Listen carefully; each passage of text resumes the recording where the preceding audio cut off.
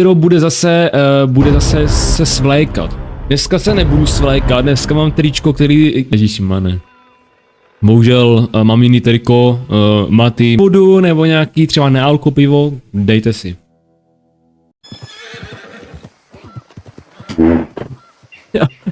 To jsem nechtěl. Koníku, já jsem se spletl.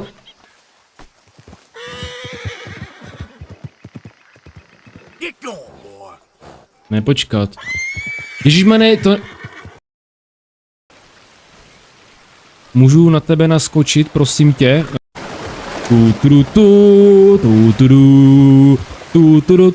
Liro, zavolej svého nejlepšího kamarádku. Zavolej? Já ani nemám nejlepšího kamaráda. Penny, nevím. Penny.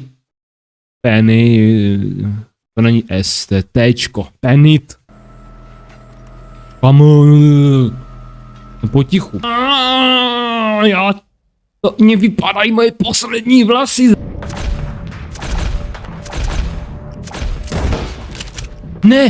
Ne!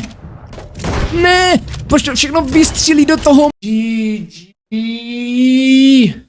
Ne. Přímá, jdou.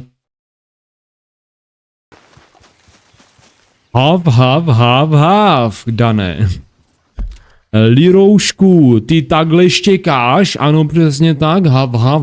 Možná by byla někde ke stažení, možná za nějaký dobrý peníz. Se mi klepou ruce.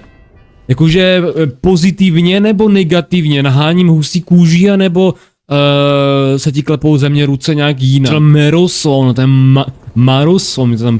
Ježišmane! Ze mě třeba mi to dneska nějak extrémně sluší. Včera svlejka, když se blížila 22. hodina. Bylo neumyslný, mě se začaly rozepínat knoflíky, blbý triko, tam když se... Mati, já mám strach z tebe.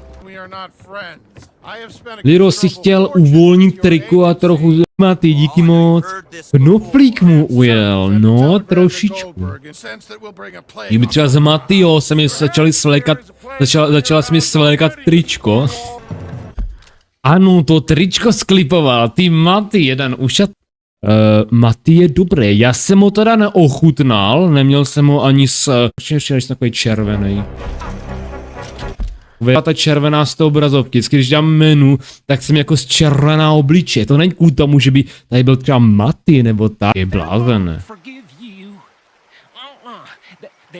Radši za mnou nechoďte moc. Nechoď za mnou, ne, takový pohledy na mě dělá.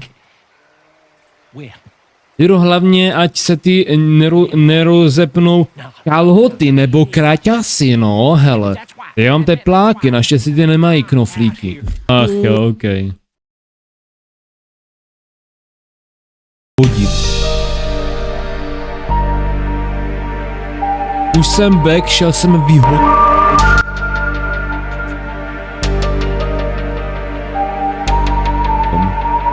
Už. Já říkám, co?